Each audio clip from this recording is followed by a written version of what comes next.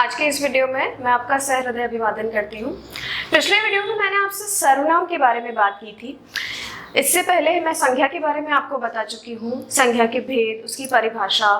और अगले वीडियो में था कि सर्वनाम क्या होता है, संज्ञा के बदले जो शब्द, जिन शब्दों का हम इस्तेमाल करते हैं, जिन शब्दों का हम वाक्य में प्रयोग करते हैं, उसे सर्वनाम कहते हैं। हम सभी जानते हैं कि जब एक बार संज्ञा का प्रयोग कर लिया जाए, जैसे एक बार अगर मेरा नाम आ गया तो उसी रेफरेंस में या उसी के आगे दोबारा मेरा नाम लेने की जरूरत नहीं है। उसकी जगह मैं इस्तेमाल करूंगी मैं, मेरा, मुझे, मुझको, इस तरह से शब्द जो कहे जाते हैं सर्वनाम, यानी कि जो मेरे नाम के बदले आए। मेरा नाम संज्ञा है और उसके बदले जो शब्द आए हैं वो सर्वनाम शब्द कहे जाएंगे।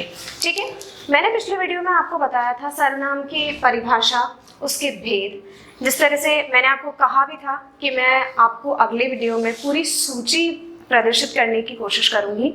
मैंने अपनी तरह से पूरा प्रयास करा है कि आपको इस तरह से ये पूरी सूची दी गई है। आपको मैंने कहा था कि सर्वनाम 11 होते हैं। हिंदी में जो सर्वनाम माने जाते हैं 11 सर्वनाम माने जाते हैं, जो जिस तरह से लिखे हैं मैंने इस तरह भी मार्क कर दिए हैं।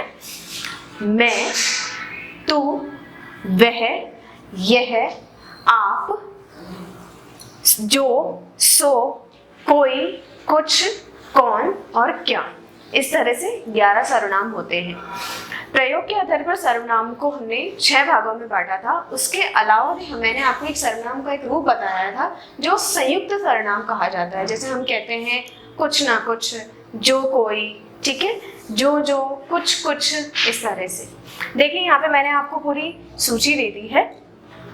हमने देखा था प्रयोग के आधार पर जो 6 सर्वनाम हैं, मैं आपको एक बार फिर से रिपीट कर देती हूँ, एक बार फिर से समझा देती हूँ थोड़ा बहुत, ठीक है। बाकी तो मैं आपको पिछले वीडियो में मैंने जितना प्रयास करा था अच्छी तरह बताने की कोशिश करी है। फिर भी अगर आपको कोई प्रश्न है तो आप कमेंट सेक्शन में बिल्कुल मुझे बता सकते हैं, ठीक है। आप इस वीडियो को पूरा देखेंगे तो आपको बहुत अच्छी तरह से सर्वनाम समझ में आ जाएगा। जिस तरह से हिंदी के सर्वनाम होते हैं उसका विकारी और अविकारी रूप। विकारी शब्द मैंने आपको बता ही दिए थे, वो शब्द जिनमें हम बदलाव नहीं कर सकते, जिनमें बदलाव किया जा सकता है, और उन्हीं की ये जो अविकारी शब्द है, ठीक है, जिनका कोई भी बदलाव नहीं होता। अविकारी और विकारी, माफ करिए। पहला है सर्वनाम का पहला जो भेद है पुरुषवाचक। पुरुषवाचक सर्वनाम वो है जो पुरुषों के बदले आता है, पुरुष का जो नाम है उसके बदले आता है। जैसे इसमें ऐसा स्त्री पुरुष नहीं है, इसमें स्त्री और पुरुष दोनों ही आ जाते हैं। उसमें मैंने आपको बताए थे उसके 3 भेद हैं। पुरुषवाचक सर्वनाम के 3 भेद हैं। उत्तम पुरुष यानी कि मैं, लेखक या वक्ता, ठीक है। मध्यम पुरुष यानी कि तू, ठीक है, यानी कि जो सुन रहा है या जो पढ़ रहा है, श्रोता या जो श्रोता है या जो पढ़ रहा है, पाठक है, ठीक है। तो तीसरा है अन्य पुरुष, यानी कि जब मैं और आप बात कर रहे हैं तो हम दोनों या तो अपने एक दूसरे के बारे में बात करते हैं या किसी और के बारे में, तो वो होगा अन्य पुरुष, जिसके लिए हम कौन सा शब्द इस्तेमाल करते हैं, वह, ठीक है। यहाँ आ जाइए आप। सबसे पहले पुरुषवाचक सर्वनाम के 3 भेद। उत्तम पुरुष, ठीक है, जो लेखक या वक्ता, ठीक है, उसके लिए क्या शब्द, कौन से अविकारी सर्वनाम इस्तेमाल किए जाते हैं, मैं या हम, ठीक है। उसी में मध्यम पुरुष में तू, तुम या आप। यह आप यहाँ पर भी इस्तेमाल होता है, लेकिन ये आप हम जैसे हमसे जो बड़े हैं, जिन्हें जो आदरार्थक होते हैं ना, उसके लिए, उस शब्द में, जैसे अगर मेरे पिता हैं, मेरे गुरु हैं, तो उन्हें मैं तू या तुम कह के संबोधित नहीं कर सकती या उनके बारे में इस तरह से बात नहीं कर सकती। उसके लिए मुझे आदरार्थक शब्द इस्तेमाल करने होंगे। इसीलिए मैं यहाँ पर आप शब्द का इस्तेमाल किया जाता है मध्यम पुरुष में।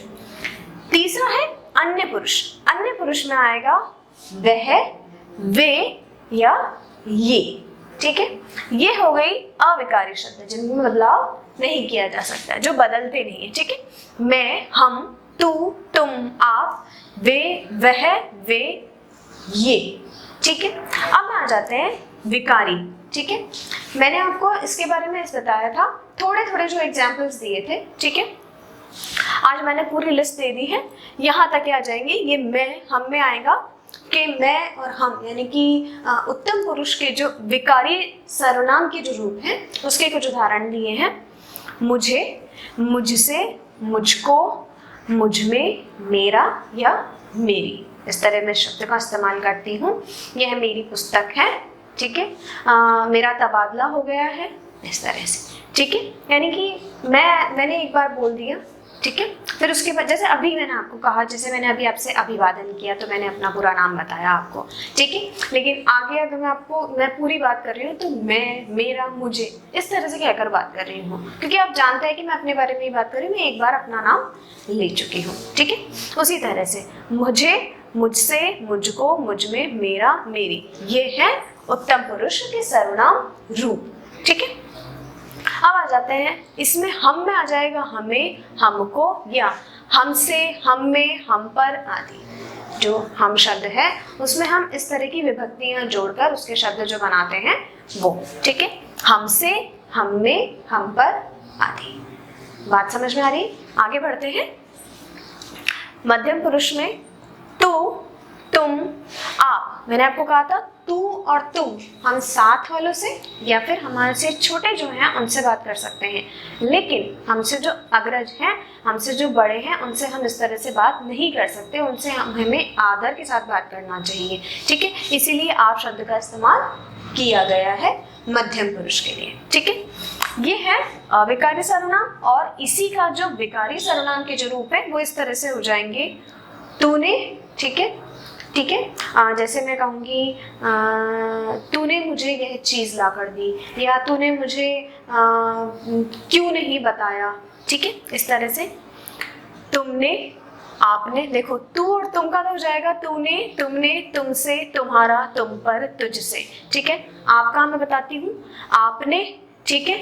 एक हम बोलते हैं इसी तरह से दूसरे हैं, देखो तुझे, तेरे लिए, तुम्हें, तुम्हारे लिए, ठीक है।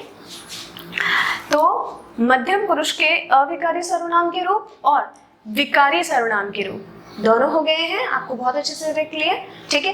इसका जब आप वाक्यों में प्रयोग देखेंगे तब आपको पता चल जाएगा। और जो कुछ नियम थे मैंने आपको पिछले वीडियो में भी बताए थे, मैं इस वीडियो में भी आपको वो एक बार रिपीट कर दूंगी। इसके अलावा जो सर्वनाम के जो और दूसरे नियम हैं वो भी मैं आपको बता दूंगी, ठीक है। संज्ञा के बारे में बता चुकी थी और अब सर्वनाम के बारे में। आगे बढ़ते हैं। अन्य पुरुष, अन्य पुरुष का आएगा वह, वे, ये। जब हम अन्य पुरुष के बारे में बात करते हैं तो हम इस तरह के सर्वनाम शब्द इस्तेमाल करते हैं, वह, ये, वे, ठीक है। जब एक के बारे में बात होती है, ठीक है, तो हम वह शब्द का इस्तेमाल करते हैं। जब बहुवचन के बारे में बात होती है, यानी कि एक वचन शब्द इस्तेमाल करते हैं एक वचन के लिए, तो मैं प्रयोग करूंगी वह। लेकिन जब मैं बहुवचन के लिए यूज करूंगी, इस्तेमाल करूंगी या आदरार्थक होगा तो वो ये और वे हो जाएगा।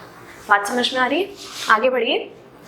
उसी के अविकारी है, उसे, उन्होंने, उन लोगों ने, उसके लिए, उसको, उससे, उनसे आदि, ठीक है। इस तरह के शब्द आप समझ गए। आगे बढ़ते हैं। निजवाचक सर्वनाम। निजवाचक सर्वनाम में आप कर्ता के रूप में होता है, और अगर वो काम नहीं भी कर रहा है, कर्ता के रूप में नहीं भी है, तो वो अगर अपने बारे में कुछ बता रहा है जिसके लिए वो शब्दों का इस्तेमाल करता है आप, अपने, स्वयं, खुद या निज या स्वतः, तो वहां निजवाचक सर्वनाम मानी जाती है, ठीक है। निजवाचक सर्वनाम के अविकारी रूप हैं आप, जो किन किन के अर्थों में आ सकता है, स्वयं, खुद, निज, स्वतः, ठीक है। अगर आप, मैंने आपको पिछली बार भी ये बताया था कि स्वयं शब्द आता है, खुद आता है, तो भी हम उसे निजवाचक सर्वनाम के अर्थ में ही लेंगे, ठीक है। मान लीजिए आपके पास कोई प्रश्न आता है, उस प्रश्न में ये जो 11 सर्वनाम है या जो इनमें है, ये कोई सा भी सर्वनाम नहीं आता है, वहां आ जाता है खुद या स्वतः या स्वयं या इसी के अर्थ में कोई शब्द आता है, तो वहां आप निजवाचक सर्वनाम ही लिखेंगे, ठीक है। आगे बढ़िए।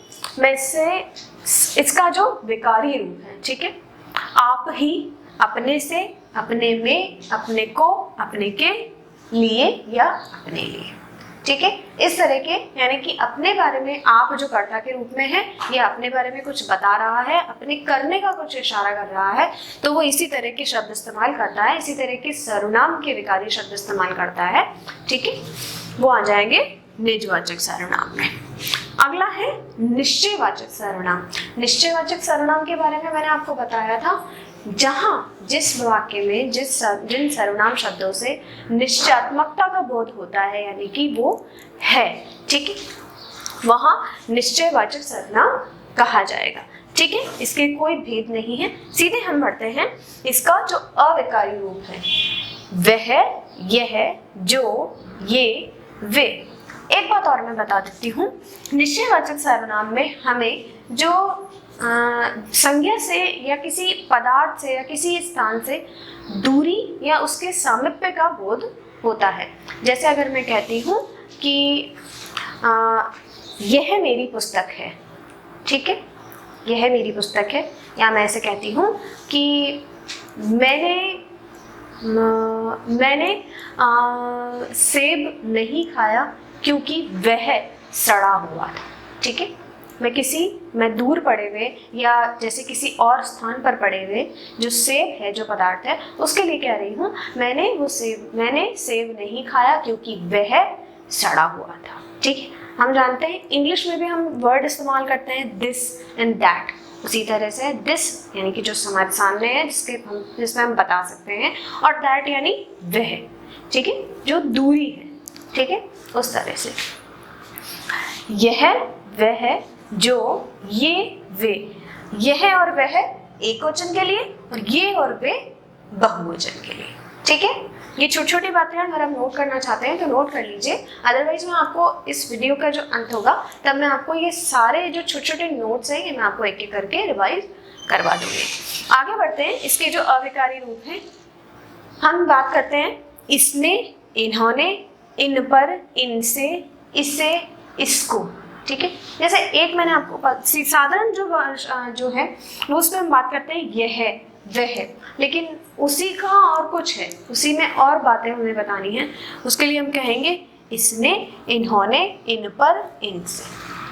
बात समझ में आ गई? आगे बढ़ते हैं, शायद बहुत ज़्यादा स्पीड अप नहीं हो रहा है। अनिश्चयवाचक। अनिश्चयवाचक नाम से ही जहाँ अनिश्चयात्मकता हो, ठीक है, जहाँ कोई निश्चितता नहीं, निश्चयात्मकता नहीं। ठीक है, इसके लिए जो शब्द आते हैं, जो सर्वनाम के अविकारी रूप है, वह है कोई कुछ, ठीक है, सब कुछ, कुछ ना कुछ। जैसे कोई, मैंने आपको कहा था कोई आया है, ठीक है, कुछ लाया है, कुछ हो सकता है, या सब कुछ हो गया। ठीक है, कुछ ना कुछ तो रह गया। ठीक है, इस तरह के शब्दों में जो हम सर्वनाम का इस्तेमाल करते हैं वह होगी अनिश्चयात्मकता, अनिश्चयवाचक सर्वनाम। ठीक है, ये अविकारी रूप है और इसके विकारी रूप होंगे किसी ने, किसी में, किसी पर, किसी के लिए, किसको और किसी का। ठीक है, इस तरह से आप इन्हें नोट कर लीजिए। ये मैंने प्लस का साइन इसी के लिए बना दिया है, जैसे किसी ने, ठीक है, तो उसमें किसी में हो सकता है, किसी पर, किसी के लिए, किसी को, किसी का। इस तरह से विभक्तियां उसके रूप या शब्द जोड़कर जो हम नए सर्वनाम के रूप बनाते हैं उसमें वो सब आ जाएंगे विकारी सर्वनाम। ठीक है, आगे बढ़ते हैं। संबंधवाचक। जब वाक्य में एक सर्वनाम से दूसरे सर्वनाम का संबंध स्थापित किया जाता है, वो साधारणतः किस शब्द से होता है? जो शब्द से। ठीक है, जैसे मैंने आपको कहा, जैसे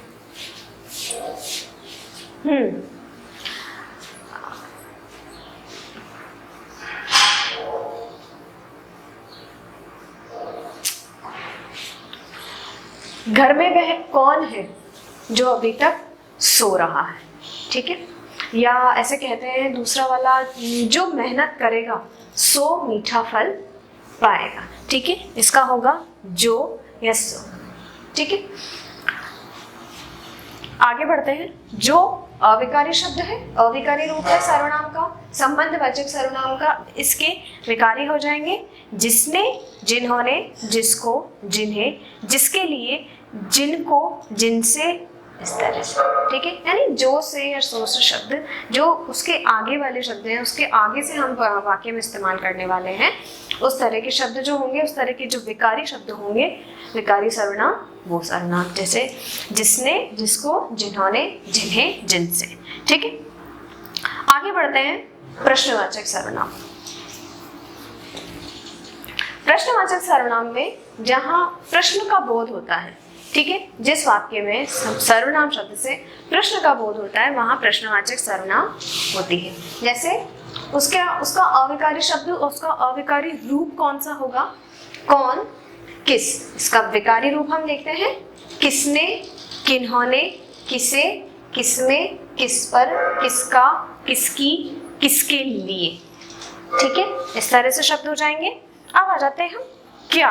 ये जो क्या शब्द है ना, ये साधारणतः विशेषण और क्रिया विशेषण के रूप में इस्तेमाल आता है। मैंने आपको पहले भी कहा था, चेतन वस्तुओं के लिए, यानी कि मेरे लिए या किसी व्यक्ति के लिए इस्तेमाल किया जाएगा कौन शब्द। ठीक है, लेकिन जो अचेतन वस्तुएं हैं, पुस्तक, मेज, ठीक है, इस तरह से, उनके लिए क्या शब्द का इस्तेमाल किया जाता है। जो प्रश्नवाचक है उनके लिए क्या और शब्द का इस्तेमाल किया जाता है। जो चेतन है उनके लिए कौन, और जो अचेतन है उनके लिए क्या।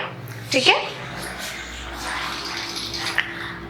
ये 6 सर्वनाम के मुख्य रूप थे जो प्रयोग के आधार पर मैंने आपको बताए थे। इसके अलावा मैंने आपको कहा था एक संयुक्त सर्वनाम के रूप में भी है, जैसे जिसके कुछ उदाहरण मैंने आपको पहले भी बताए थे। जो, कोई, कुछ, कुछ, अपने आप, जो कोई, जो कुछ। ठीक है, और मैं आपको इसके कुछ उदाहरण देना चाहूंगी। जैसे हम कहते हैं सब कुछ, जो कोई, जो कुछ, कोई ना कोई, कुछ ना कुछ, इस तरह से। ठीक है,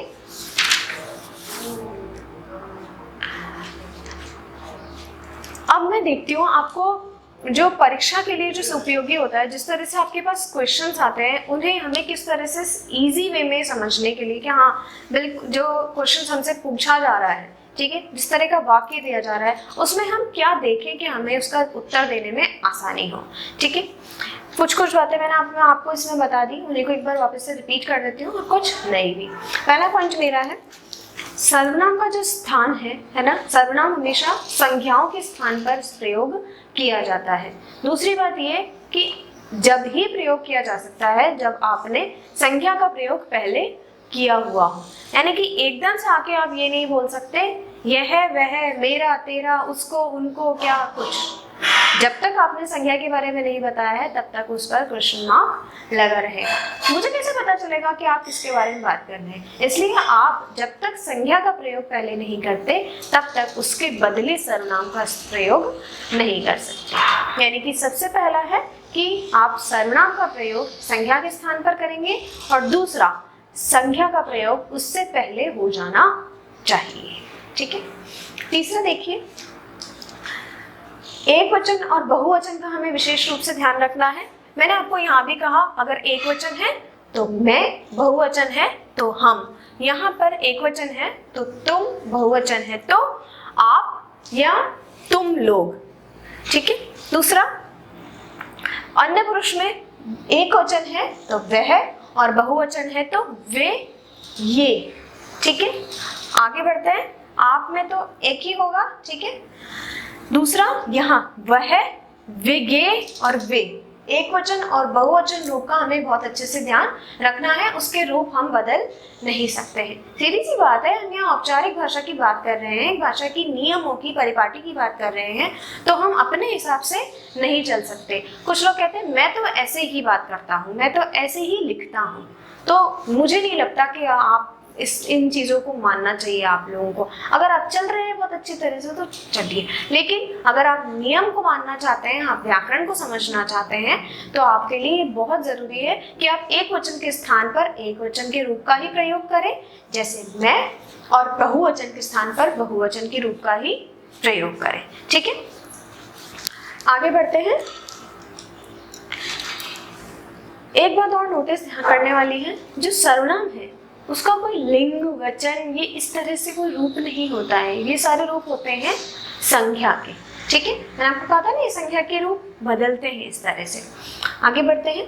आदर सूचक, ये मैंने आपको अभी भी बताया कि आदर सूचक अगर कोई व्यक्ति मुझसे बड़ा है तो मैं उसके लिए तू या तुम शब्द का प्रयोग नहीं कर सकती हूँ, उसके लिए मुझे शब्द का प्रयोग करना है आप। आदरार्थक, आदर सूचक जो शब्द है उसका प्रयोग करना जरूरी है। ठीक है, अगला अनिश्चयवाचक जो सर्वनाम है एक वचन और पुल्लिंग होते हैं। जैसे हम देखा अनिश्चयवाचक, कोई कुछ, सब कुछ, कुछ ना कुछ। ठीक है, वाक्य में एक ही वस्तु, घटना या स्थिति के सूचक सभी सर्वनाम एक ही होने चाहिए। ठीक है, नकारात्मक वाक्य में जो कुछ और कुछ ना कुछ का प्रयोग नहीं किया जाना चाहिए। जहां आप नकारात्मक प्रयोग कर रहे हैं, जहां आप, सीधी सी बात है तो समझने वाली कि जहां मुझे नहीं करना है वहां मैं इस तरह के शब्दों का प्रयोग नहीं कर सकती हूँ। ठीक है, सब कोई जो शब्द है इधर इसमें आएगा। ठीक है, इसमें संयुक्त सर्वनाम। ठीक है, इसका प्रयोग जो है सदैव बहुवचन में किया जाएगा। सीधी सी बात है, सब शब्द आ रहा है, शब्द एंटायर में लेते हैं हम, जहाँ बहुवचन है तो इसीलिए ऐसे शब्दों का प्रयोग हमें बहुवचन में ही करना चाहिए, वहाँ हम एक वचन का प्रयोग नहीं कर सकते हैं। ठीक है, मैं आशा करती हूँ आपको वीडियो अच्छा लगा होगा। कहीं अगर आपको कोई परेशानी है या आपको कुछ प्रश्न पूछने हैं या आप कहीं रह गए हैं, आपको इसमें से कोई डाउट है तो आप प्लीज़ मुझे कमेंट सेक्शन में बताइए। मेरा वीडियो फुल देखने के लिए आपका हृदय से आभार। धन्यवाद।